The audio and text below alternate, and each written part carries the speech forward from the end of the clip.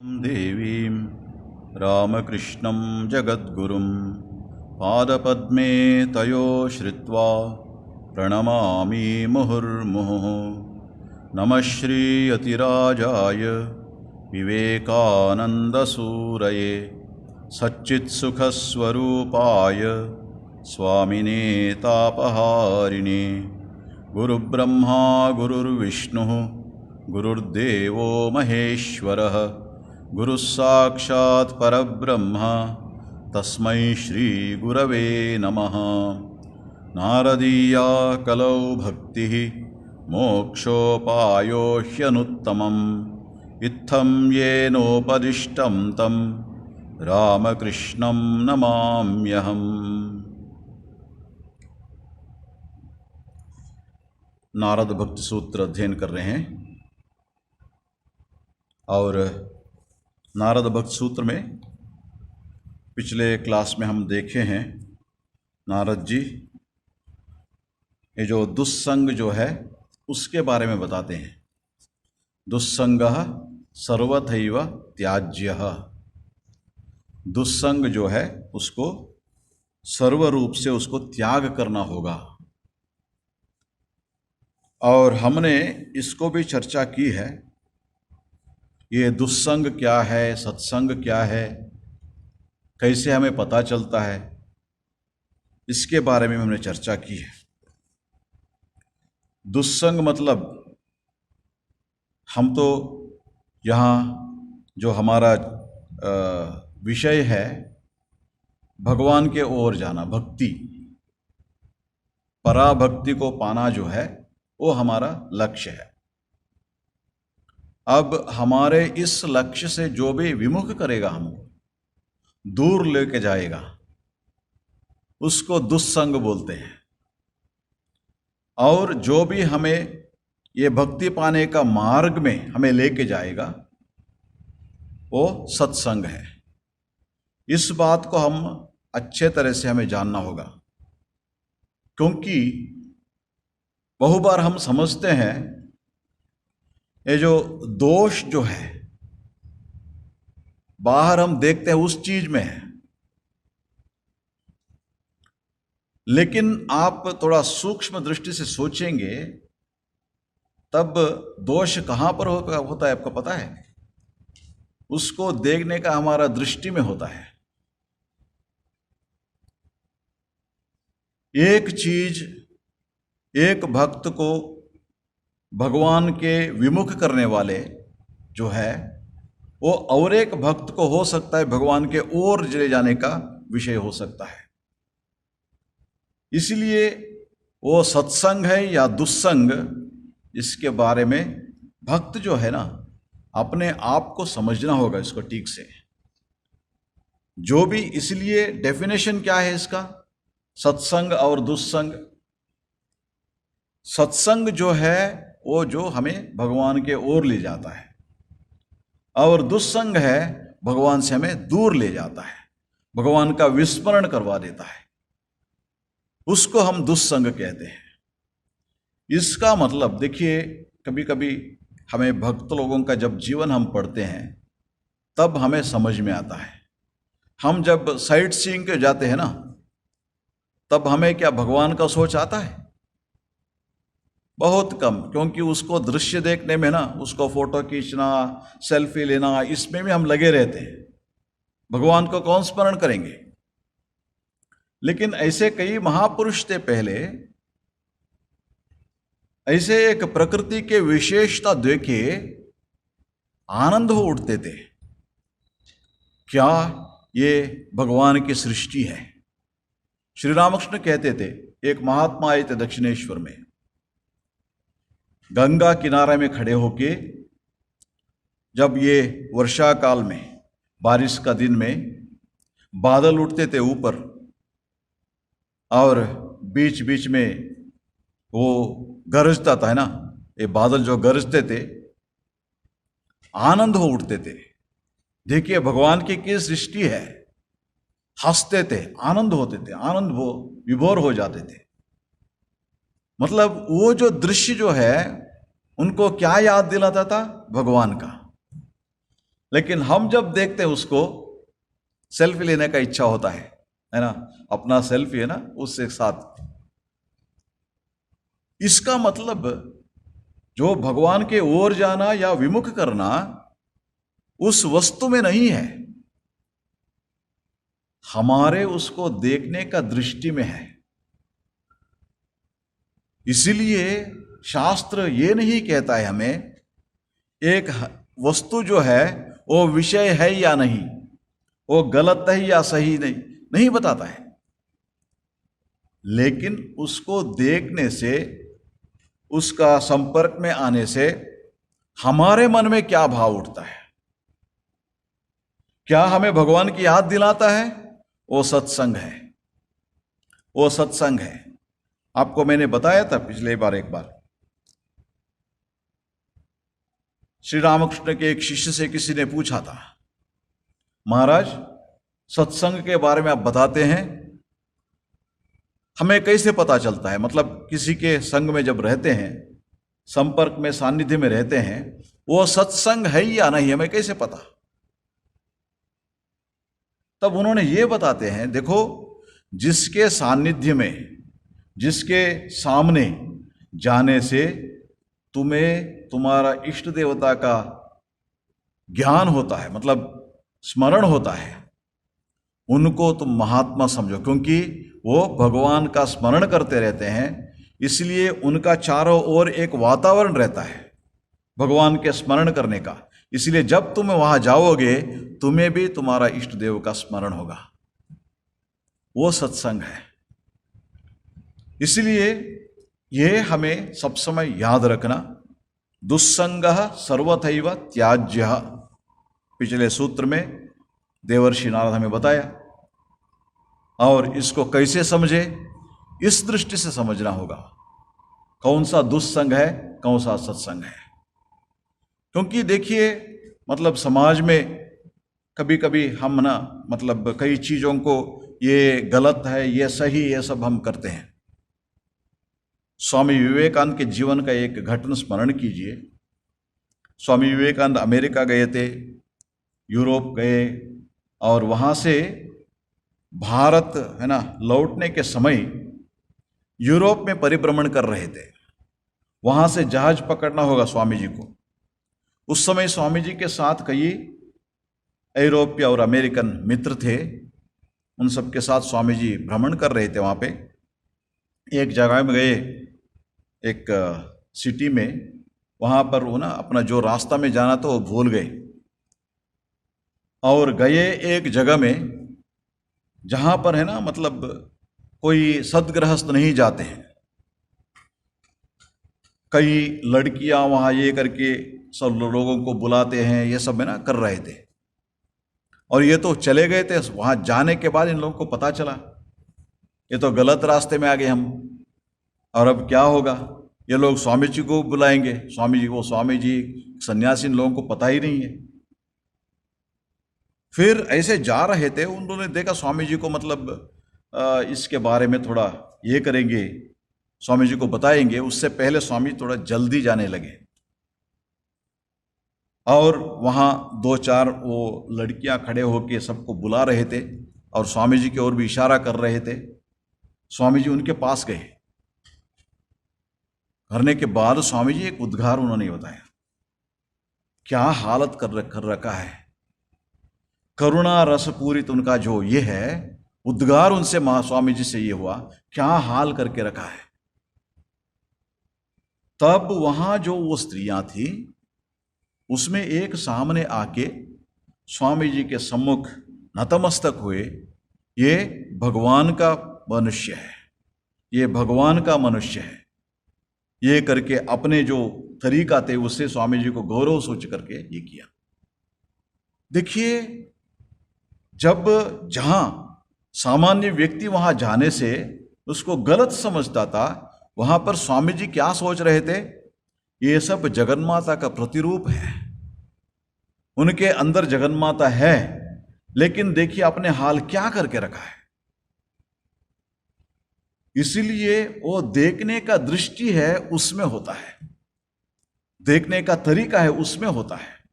इसलिए अपने दृष्टि को ठीक करने के लिए कोशिश करना चाहिए। लेकिन इसके बावजूद अपने अंदर एक संस्कार होता है। हम सब एक संस्कार लेके जन्म लेते हैं, सुप्त संस्कार होते हैं। मतलब हमारे जो जागृत मन में वो नहीं दिख पड़ेगा, लेकिन अपने सुप्त मन में रहते हैं। परिस्थिति को देख के वहां पर वो जागृत हो उठते हैं। मतलब वो संस्कार अच्छा हुआ फिर भगवान के स्मरण होगा, और वो संस्कार अच्छा नहीं तब परिस्थिति देख के भगवान के विस्मरण होगा। इसलिए जहां भी हमें भगवान के विस्मरण होता है, हमें क्या करना चाहिए? वहां से दूर रहना चाहिए। दुस्संगः सर्वथैव त्याज्य, उससे हमें दूर रहने के लिए कोशिश करना चाहिए, क्योंकि जब हम उसके पास जाएंगे तब हमारे अंदर सुप्त जो संस्कार जो है वो जागृत हो उठेगा। दोनों है हमारे अंदर, अच्छे संस्कार है, बुरे संस्कार भी हैं। और अच्छे संस्कारों को जागृत करने के लिए जहां भी उसको याद दिलाएगा, उसको जागृत करेगा, वो सत्संग हुआ।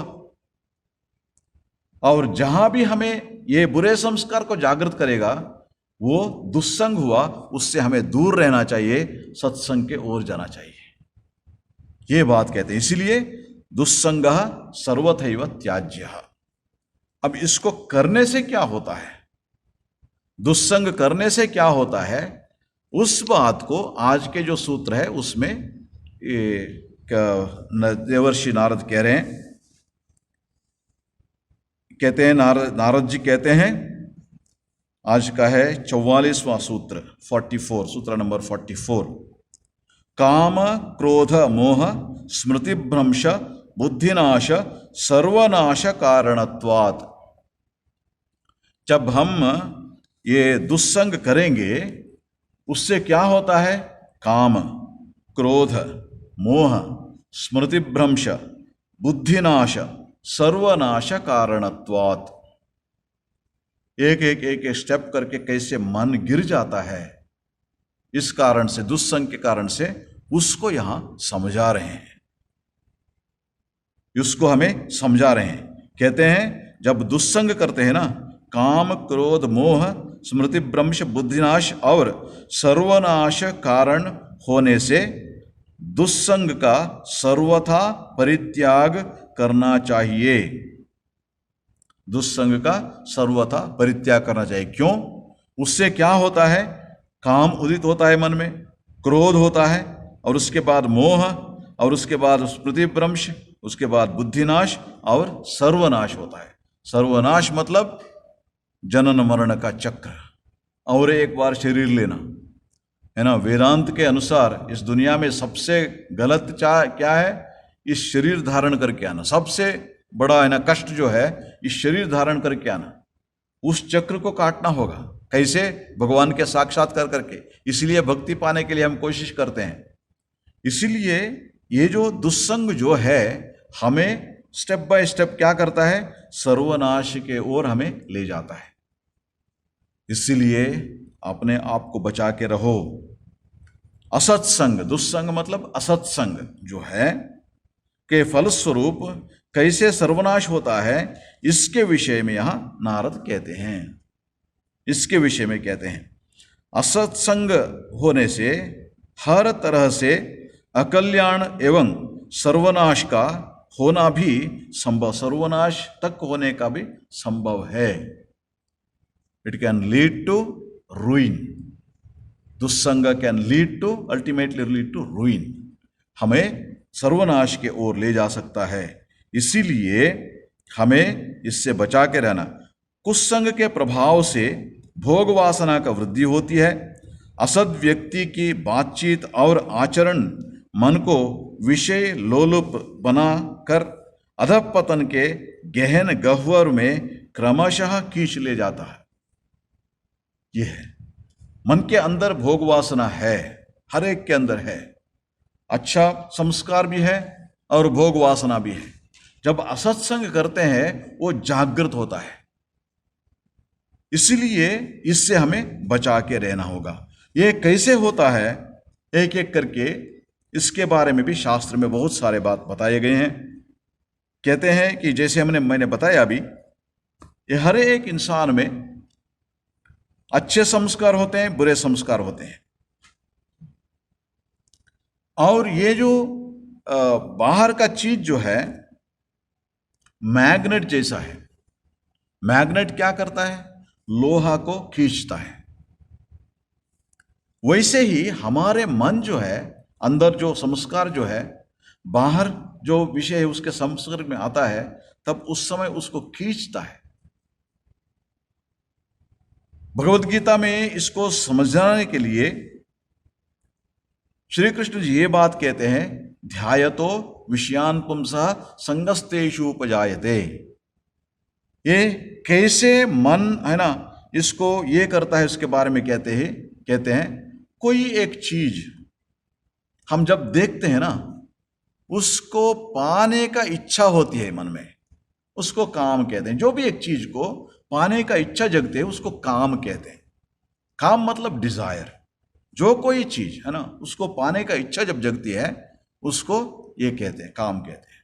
और वो जितना ज्यादा होता है ना, और हम जितना ज्यादा इकट्ठा करने चाहते हैं, तब देखिए हम जब कहीं ट्रैवलिंग में जाते हैं और बस गाड़ी में, कई जगह में मैंने देखा हूं, लेस लगेज मोर कंफर्ट, लेस लगेज मोर कंफर्ट। जितना हमारे मन को खींचने का चीज होती है ना, भगवान के दूर ले जाने का चीज हमारे पास रहते हैं, उतना भगवान के ओर जाना मुश्किल होता रहता है। लेकिन यहां पर क्या होता है, कई विषयों को देखने से अंदर उसको पाने का ये इच्छा है, सुप्त मन में है, लेकिन हम देखते जाएंगे ना, तब उसको पाने का इच्छा जागृत हो उठता है।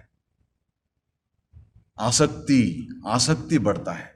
ध्यायतो विषयान पुंसः संगस्तेषु उपजायते, उसको काम कहते हैं। आसक्ति जब बढ़ता है, और संगात संजायते कामः कामात् क्रोधोभिजायते, उसको पाने का चेष्टा तो करते हैं, और उसके रास्ते में कई है ना अड़चन होते हैं, समस्याएं, कठिनाइयों को सामना करना पड़ता है। किसी लोग हो, व्यक्ति हो या परिस्थिति हो, हमारे और उसके पाने के बीच में आएंगे, उसके ऊपर क्रोध होता है, उसके ऊपर क्रोध होता है। क्रोध क्यों होता है?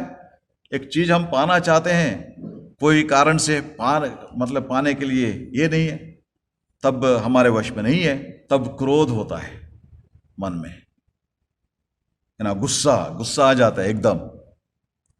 इसलिए वो कामात् क्रोधो भी जायते, क्रोधात् भवति सम्मोहः।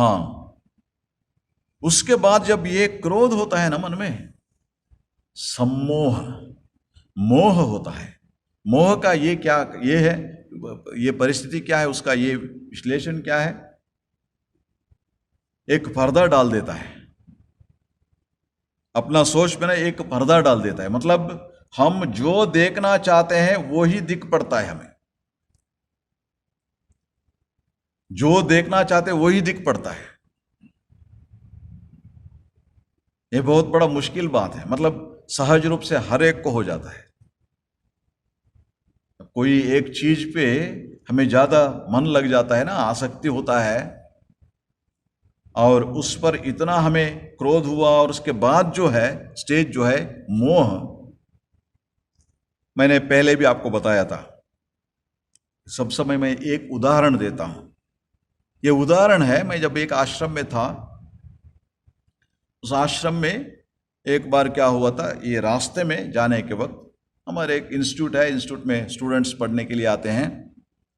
हमारे एक भक्त का बेटा, वो भी उस समय 18-19 साल का होगा, कोई एग्ज़ाम में जा रहा था, आश्रम के सामने ही जाना पड़ेगा उसको, और उन्होंने देखा ट्रैफिक जाम लगा है, जिस साइड में उसको जाना ट्रैफिक जाम लगा है। इसलिए उन्होंने क्या किया है ना, राइट इज रॉन्ग, जब हम जाते हैं ना, left is right, right is wrong, उन्होंने राइट साइड में गया, मतलब रॉन्ग साइड में, और सामने तो लोग आते जाते हैं। वो आने वाले एक गाड़ी उससे टक्कर हुआ। टक्कर होते इसको गुस्सा हो गया और उसको पता चला, मतलब वो हमारे इंस्टीट्यूट का स्टूडेंट है, उसको खींच के लेके आया, हमारे ऑफिस में लेके आके, देखिए स्वामी जी, ये मैं जा रहा था, मेरे गाड़ी को टक्कर लिया, मेरे को समय नहीं है, मैं अब जा रहा हूं, लेकिन आपको इसके ऊपर एक्शन लेना पड़ेगा। और कुछ समय बाद मेरे उनके माँ से भी एक फोन आ गया, स्वामी जी देखिए, मेरा बेटा इतना अच्छा लड़का है, कभी कोई गलत काम नहीं करता, लेकिन आपके इंस्टीट्यूट का एक स्टूडेंट उसको सामने आके गाड़ी को टक्कर कर दिया, इसलिए उसके ऊपर एक्शन लेना चाहिए आपको, है ना, ये सब।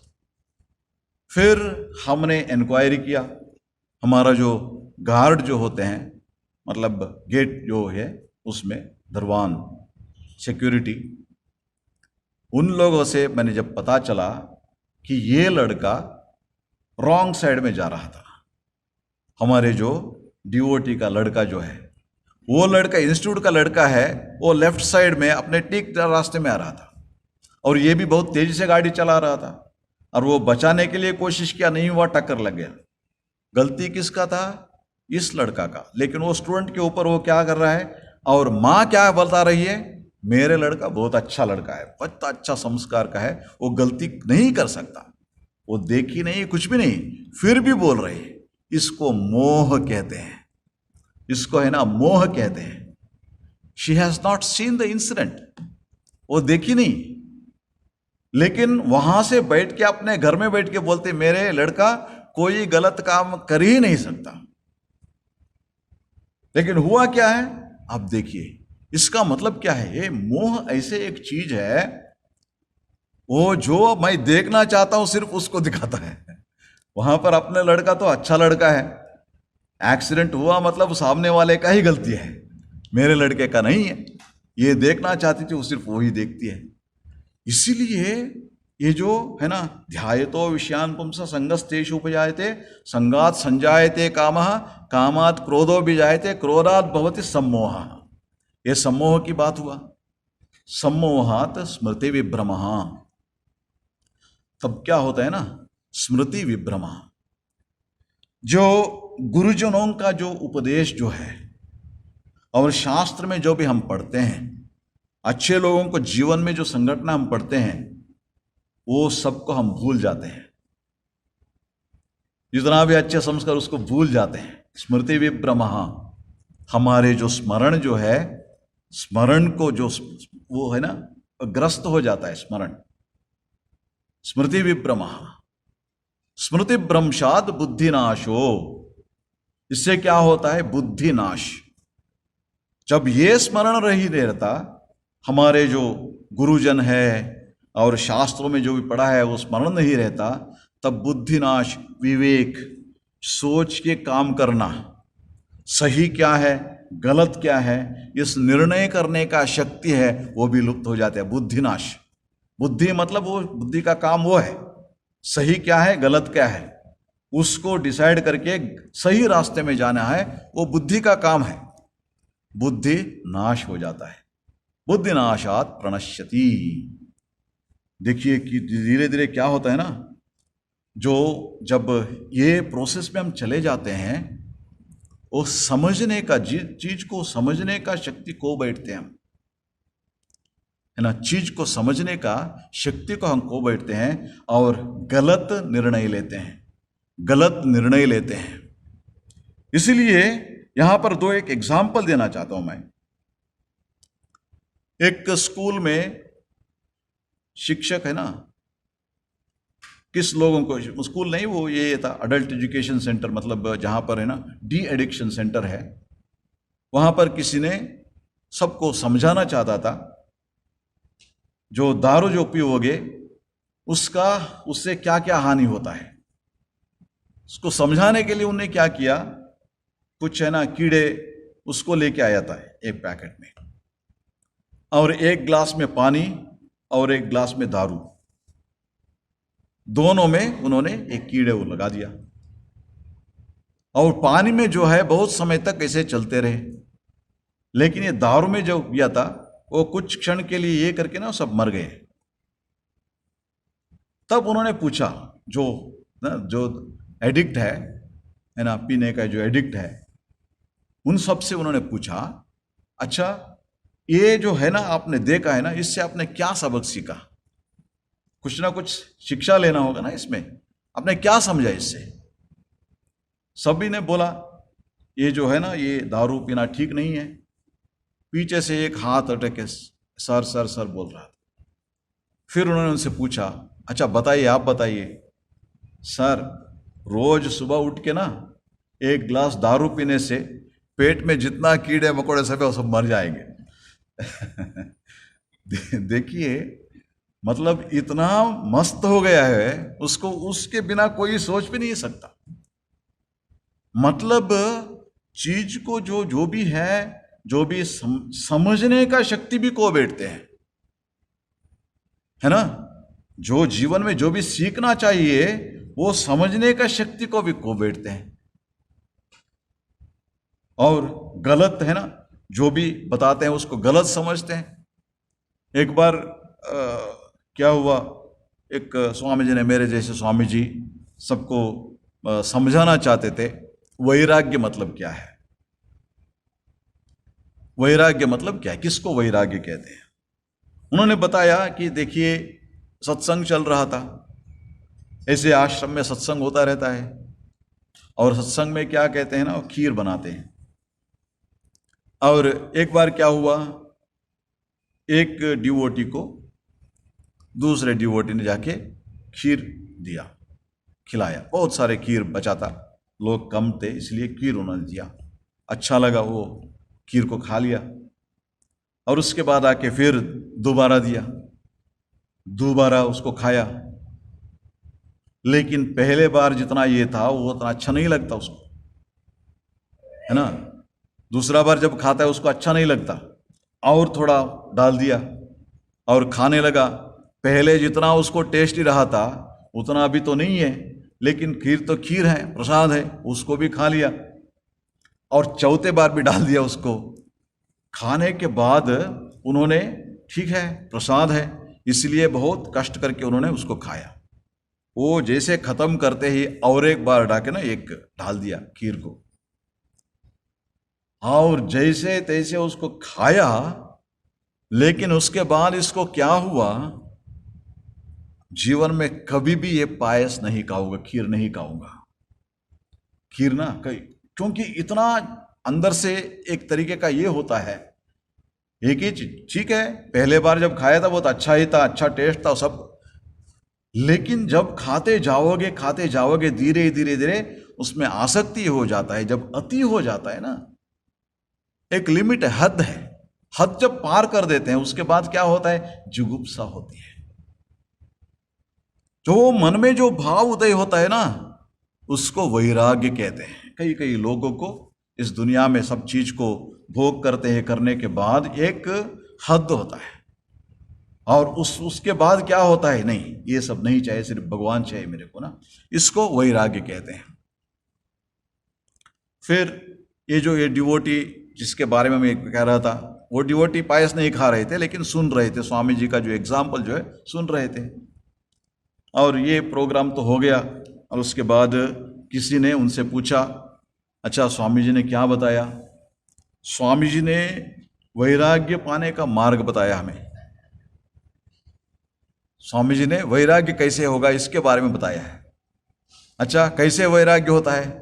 वो खीर खाने से वैराग्य होता है। देखिए, मतलब ये काम क्रोध ये सब है ना, इसके बारे में बताया है। मोह होता है, स्मृति भ्रंश होता है, बुद्धिनाश होता है। ये होने पर सही गलत को समझने का है ना, इससे जो भी सीखना है, वो स्वामी जी क्या सिखाना चाहते थे और इन्होंने क्या समझा, और सभी को समझ में आ गया, लेकिन इनको समझ में नहीं आया। क्यों? क्योंकि ये बुद्धिनाश हो गया है। बुद्धिनाश का स्थायी को ना उस स्थिति में चला गया होने से वो उसमें जो भी सीखना चाहिए उसके अलावा दूसरे कुछ सीख लेते हैं। इसलिए बहुत इसमें होना चाहिए, मतलब ये जो है उसका है ना, पहले ही उसको रोकना चाहिए। जो भी भगवान से हमारे मन को विमुख करेगा, दूर लेके जाएगा, ऐसे वस्तुओं से दूर रहना ही अच्छा रहेगा। दुस्संगः सर्वथैव त्याज्यः कहते हैं। और ये बुद्धिनाश के बाद क्या होता है? सर्वनाश कारणत्वात्। देवर्षि नारद कहते हैं इससे क्या होता है? सर्वनाश होता है। शंकराचार्य जी कहते हैं जब मन का पतन होता है ना, धीरे धीरे धीरे इस ओर में जाते हैं ना, हम तो इसके बारे में इतना बता दिया, लेकिन जब ये होता रहता है उस समय समझ में नहीं आता है। व्यक्ति समझता है मैं ठीक ही कर रहा हूं, मैं जो गलत कर रहा हूं ये समझ में आने से अपने आप को ठीक करने के लिए सही रास्ते में ले जाने का एक अवकाश मिलता है। वैसे समझ में नहीं आने से क्या करोगे? वो व्यक्ति, वो साधक ऐसे समझता है मैं ठीक ही कर रहा हूं, ये तो इसमें कुछ गलती है ही नहीं, मेरा गलती है ही नहीं, ऐसे समझता है। इसलिए शंकराचार्य कहते हैं, है ना, लक्ष्यच्युतम चेद यदि चित्तमीशत बहिर्मुखम सन्निपतेत ततस्ततः। जब अपने जीवन में एक लक्ष्य है, जब हम लक्ष्य के ओर जाने के लिए जो भी करते हैं वो सत्संग है, लेकिन दुस्संग के कारण से हमारे मन उस लक्ष्य से च्युत हो गया, मतलब वहां से दूर जाने लगा, उस मार्ग से हट गया। उससे क्या होता है? लक्ष्यच्युतम, लक्ष्यच्युति हो गया। उससे क्या होता है? बहिर्मुखम सन्निपेत ततस्ततः, मन बहिर्मुख होता है।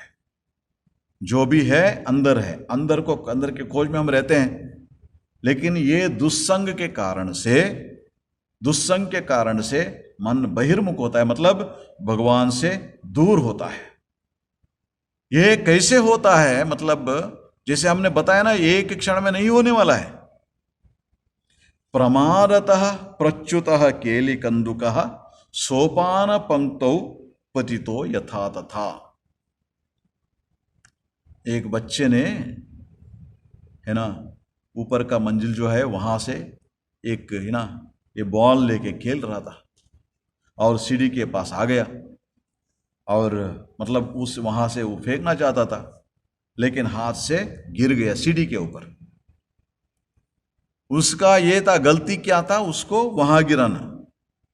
उसके बाद क्या होता है?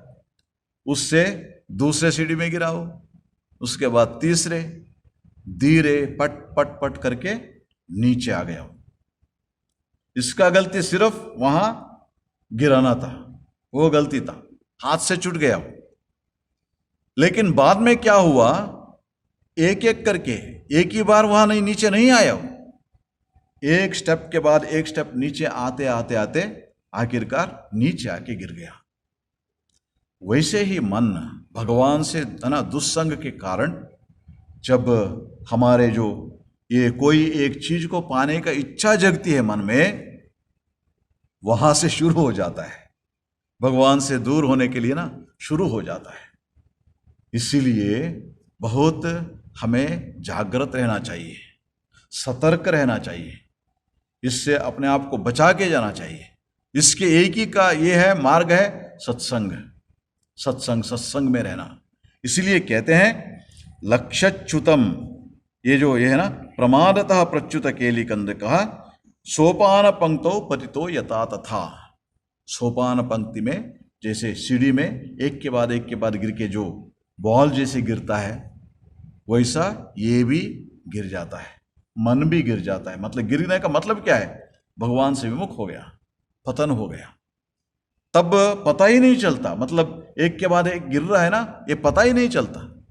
श्री रामकृष्ण कहते थे, देखो मन कैसे गिर जाता है, पता है तुमको? वहां कलकत्ता में एक वाटरलू मॉन्यूमेंट है, उसके पास में से एक रास्ता जाती है, वो रास्ता थोड़ा सा डाउन है, मतलब ज्यादा नहीं। उसमें श्री रामकृष्ण कहते हैं, एक बार गाड़ी में जा रहे थे हम लोग बैठ के, पता ही नहीं चला हम नीचे जा रहे हैं।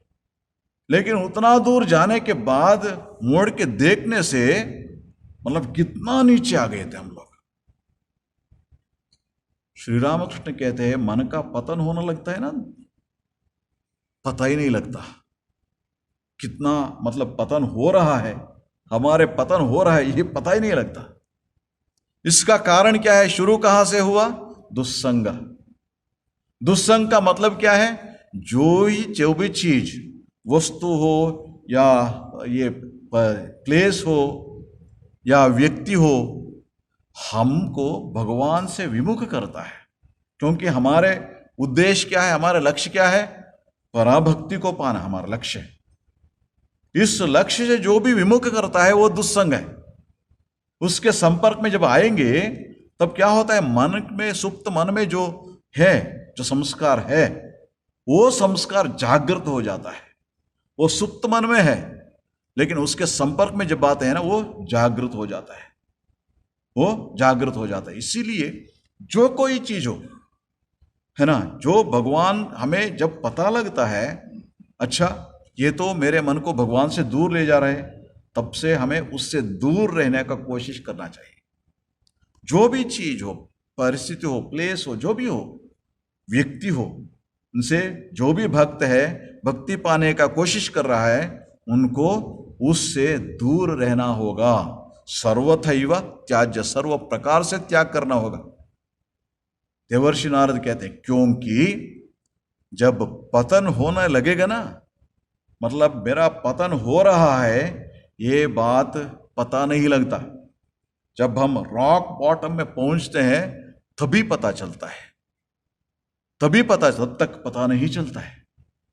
और शास्त्र में भी इसके बारे में कहते हैं, आप जानते हैं, मतलब इसको अलग तरीके से दुर्गा सप्तशती में कहते हैं, ज्ञानामपि चेतांसी देवी भगवती ही सा बलाद आकृष्य मोहाय महामाया प्रवर्तते। महामाया जगन्माता वो खेलती है। उसका खेल क्या है? उनके जो सृष्टि जो है उसमें है ना, हम मस्त रहते हैं जब तक खेलते रहेंगे। श्री रामकृष्ण कहते हैं बच्चे खेलते हैं, उसके खेल में क्या है? एक बुढ़ी रहती है, बुढ़ी को जो स्पर्श करेगा वो जीत जाएगा। लेकिन बुढ़ी ये नहीं चाहती है कि सब मेरे आके स्पर्श कर ले, क्योंकि खेल खत्म हो जाएगा, खेल खत्म हो जाएगा। वैसा ही वो महामाया क्या चाहती है? ये खेल चलते रहो। इसलिए क्या करती है? ज्ञानिनाम चेतांसी, साधारण मनुष्य नहीं है, साधारण साक्षात ये साधक के बारे में नहीं है, ज्ञानिनाम चेतांसी, जिसको मतलब ये शास्त्र ज्ञान है, ये सब है, ऐसे ज्ञानियों का भी चेतांसी, उनको बुद्धि को देवी भगवती ही सा, जगन्माता क्या करती है? महामाया बलाद आकृष्य, कैसे? मोहाय, उसमें मोह में डाल देती है, ये बात कहते हैं। और दूसरे जगह में इसी को ही और एक भागवत में और एक तरीके से कहते हैं, बलवान इंद्रिय ग्रामम विद्वांसमपि कर्षति। विद्वांस मतलब जो शास्त्र पढ़ा है, शास्त्र पढ़ने के बाद क्या करना ये इसके बारे में पता है और उसका कोशिश भी कर रहा है, ऐसे व्यक्ति को भी बलवान इंद्रिय ग्रामम, अपने जो इंद्रिय जो है, वो इंद्रिय जब अपने संस्कार के साथ जुड़ जाते हैं, वो क्या करता है? उसको आकर्षण कर देता है। हम सब शास्त्र में, पुराणों में विश्वामित्र के बारे में हम जानते हैं। वो ब्रह्मर्षि बनना चाहते थे विश्वामित्र, इसके लिए उन्होंने तपस्या कर रहा था, और ब्रह्मर्षि बन जाएंगे उसको तो बाधा डालना है। और आप सब जानते हैं जैसे देवताओं ने क्या किया, अप्सरा को भेजा, मेनका, और तब उसके बाद क्या हुआ आप सब जानते हैं। धीरे धीरे धीरे वो अपने तपस्शक्ति सब खो बैठा विश्वामित्र। वो ज्ञानी थे, तपस्वी थे, लेकिन उसको पता ही नहीं लगा, मतलब ये सब हो रहा है, मैं यहां पर है ना, ये हो गया, फंस गया हूं, ये पता ही नहीं चला। लेकिन सब तपस्शक्ति सब खो बैठने के बाद उसको रियलाइज हुआ। मतलब उतने बड़े तपस्वी थे, इसलिए साधक को बहुत ये सतर्क रहना होगा। शंकराचार्य कहते हैं मोक्षस्य कांक्षा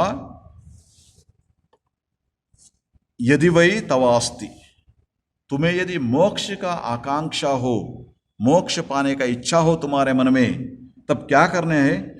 त्यजाति दूरात विषयम विषम यथा। विषय को, विषय मतलब क्या है? जैसे मैंने बताया, अपने मन को इस संसार के ओर खींचता है, भगवान से विमुख करता है, वो सब विषय है।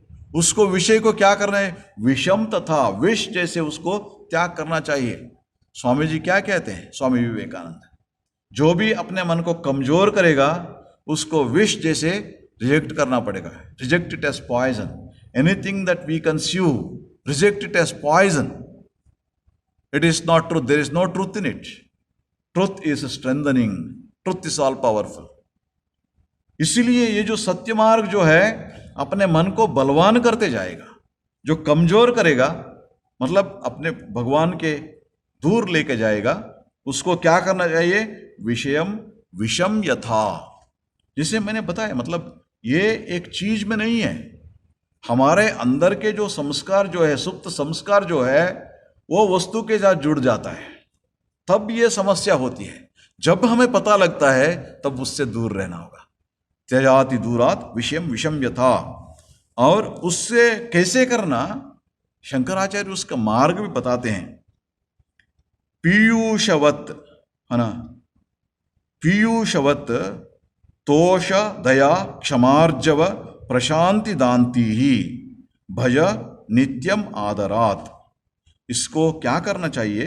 यदि तुम्हें ये मतलब इससे मोक्ष मार्ग में आगे बढ़ना चाहिए, उसके लिए क्या करना चाहिए? पीयूषवत, अमृत पान जैसे करते हो वैसे दया, क्षमा, आर्जव, रुजुत्व, सच मार्ग में जाना, प्रशांति ही, दांति, इंद्रिय निग्रह, ये सबको अभ्यास करना होगा। ये सबको अभ्यास करना होगा। कैसे अभ्यास करना होगा? भजम नित्यम आदरात, आदरा जैसे अमृत पान जैसा है। आपको मोक्षाकांक्षी के लिए अमृत समान है। इसलिए पतंजलि महर्षि भी इसके बारे में कहते हैं, वितर्क बाधने प्रतिपक्ष भावन। जब आपके मन अपने लक्ष्य से दूर खींचता है, उसे चीज को क्या करना चाहिए? वितर्क बाधने प्रतिपक्ष भावन। आपके मन में जो भी वितर्क बाधन, जो भी आपको है ना विमुख कर लेता है, उसके लिए प्रतिपक्ष भावनम। उसका जो प्रतिपक्ष मतलब क्या है? वो जो भगवान से दूर खींच लेता है मन को, उसको ऐसे वस्तु के साथ संपर्क में ले जाना चाहिए, वो आपके भगवान के मार्ग में ले जाएगा। ऐसे वस्तु के संसर्ग में आपको रहना चाहिए। इसलिए ठाकुर क्या कहते हैं? श्री रामकृष्ण वचनामृत पढ़िए, हर एक पेज में सत्संग सत्संग सत्संग सत्संग कहते हैं। सत्संग करना होगा, सत्संग करना होगा। सत्संग का मतलब क्या है?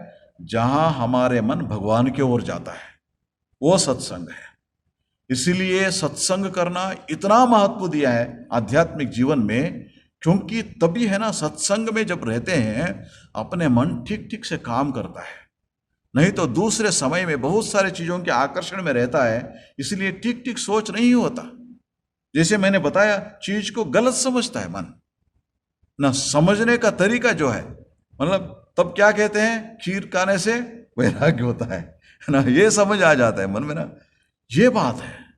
इसलिए ये जो इसको समझने के लिए सत्संग में अपने मन को बीच बीच में रखना, सत्संग करना, ठाकुर कहते हैं, श्री रामकृष्ण बार बार कहते हैं सत्संग। और शंकराचार्य भी यही कहते हैं, मनुष्योत्तम मुमुक्षुत्वम महापुरुष संश्रय। ये दुर्लभ है।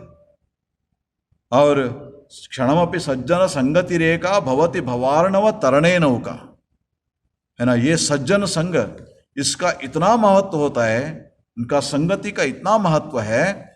भवति भवार्णव तरणे नौका, इस भवसागर को पार करने के लिए नौका बनेगा, नाव जैसे बनेगा। सो सज्जन संग, सत्संग।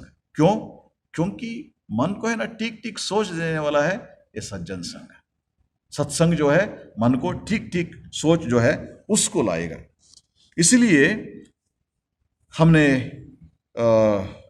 ये जो इसके बारे में जैसे हमने देखा, भगवद गीता का श्लोक भी हमने देखा, हमने पढ़ा, ध्यायतो विषयान पुंसः, कैसे ये होता है एक एक करके भगवान श्री कृष्ण भी इसके बारे में बताते हैं। जब भी हमारे मन भगवान के विमुख होगा वैसे चीज से हमें दूर रहना पड़ेगा और उसके साथ साथ मन को सत्संग में रखना पड़ेगा। नारद जी कहते हैं दुस्संगः सर्वथैव त्याज्य, दुस्संग जो है सर्व प्रकार से इसको त्याग करना होगा। और उसके बाद क्यों इसको त्याग करना होगा, इस सूत्र में बहुत सुंदर रूप से बताया उन्होंने।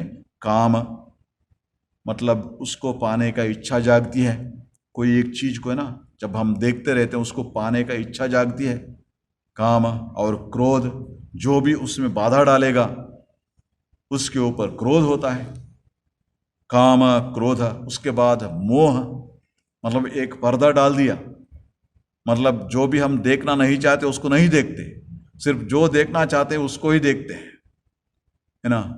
वो कहते हैं ना जो भी रंग का ये स्पेक्ट्स आप पहनो उसी रंग दिख पड़ेगा, उसको देखना चाहते हैं बस उसी रंग, और दूसरा कोई रंग नहीं दिख पड़ेगा। जैसे मैंने बताया था वो डीओटी का बेटा, वो कहते हैं वो राइट साइड में था, मतलब वो उसका ना ये ठीक ठीक ही चल रहा था, लेकिन सामने वाला जो है ना उन्होंने रॉन्ग साइड में आके टकराया। लेकिन सच क्या है, अलग है, क्योंकि अपने बेटा है, मोह है। ये मोह के कारण से उसका गलती उसके सामने आता ही नहीं, समझता ही नहीं, है ना, समझ में नहीं आता ही। वो जो भी लड़का बोला वेद वाक्य 100%, थोड़ा उसको समझने के लिए मतलब यही गलती किया होगा, इसको ठीक करना चाहिए, यदि गलती किया हो तो ठीक करना चाहिए, उसके बारे में सोच में नहीं आता। क्यों? मोह है, पुत्र मोह जैसे। और आप सब जानते हैं जो भी महाभारत पढ़े हैं, धृतराष्ट्र, इसको धृतराष्ट्र सिंड्रोम कहते हैं ना, जो अपने बच्चे में जो भी है गुण है वो अच्छा गुण है। धृतराष्ट्र को ऐसा ही दिख पड़ता था और सारे दुनिया को वो दुर्योधन का दुर्गुण सब दिख पड़ता था, लेकिन धृतराष्ट्र को ये नहीं दिख पड़ता था। सब समय मेरे बेटा जो भी किया है वो ठीक है, वो ठीक ही करता है, जो भी करता है ना वो सोच समझदार है, वो ठीक ही करता है, वो ठीक है। देखिए मतलब इतना जो भी बड़े बोलते हैं, भीष्म बोलते हैं, द्रोणाचार्य बोलते हैं, लेकिन वो समझ में नहीं आता उसको, मेरे बेटा जो कर रहा है ठीक है। गांधारी भी कहती है उसको, अपने बेटे को थोड़ा ये करो, कंट्रोल करो उसको, नहीं तो बिगड़ जाएगा, लेकिन सोच ये समझता नहीं उसको, इसलिए उसको धृतराष्ट्र सिंड्रोम कहते हैं। बहुत सारे आजकल का दुनिया में चलता है ऐसे ना, बच्चों को आगे बढ़ाने के इसमें।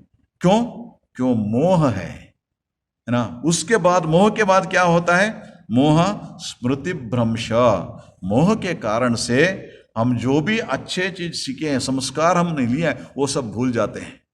अच्छा संस्कार जो भी पाया है ना अपने जीवन में, गुरुजनों से, शास्त्र से जो भी पढ़ा है उसको सब भूल जाते हैं, स्मृति भ्रंश। और उसके बाद बुद्धिनाश। इस कारण से क्या होता है, विवेक को बैठते हैं, सच क्या है गलत क्या है इसको समझने का शक्ति को बैठते हैं।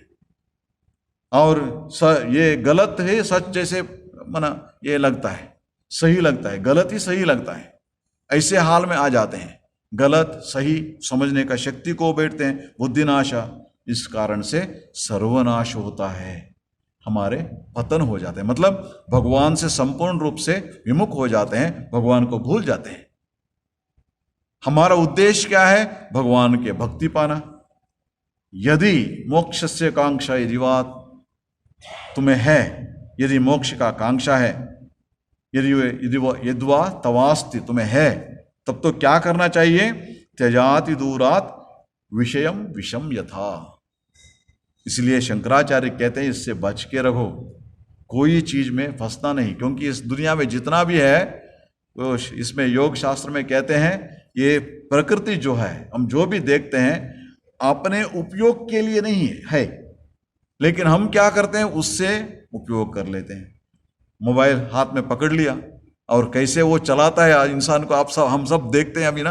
पहले हमें जब कोई बताते थे, कोई भी जो भी चीज़ है हम उसको उपयोग करेंगे, पैसे हम उपयोग करेंगे उसको, लेकिन धीरे धीरे क्या होता है, पैसे इंसान को उपयोग करना शुरू कर देता है, कंट्रोल करना शुरू कर देता है। आजकल मोबाइल फ़ोन से बहुत आसानी से हमें समझ में आ जाता है कैसे इंसान को वो कंट्रोल करता है। मोबाइल फ़ोन वो यंत्र है लेकिन उसको कंट्रोल करता है, क्योंकि उसमें उसके वश में आ गए हैं। इसलिए वो क्या होता है, इससे सर्वनाश कारणत्वात्, सर्वनाश हो जाता है। इसलिए इसको बचने के लिए क्या करना चाहिए, दुस्संगः सर्वथैव त्याज्यः। ओम शांति शांति शांति। हरि ओम तत्सत्। श्री राम कृष्णार्पणमस्तु।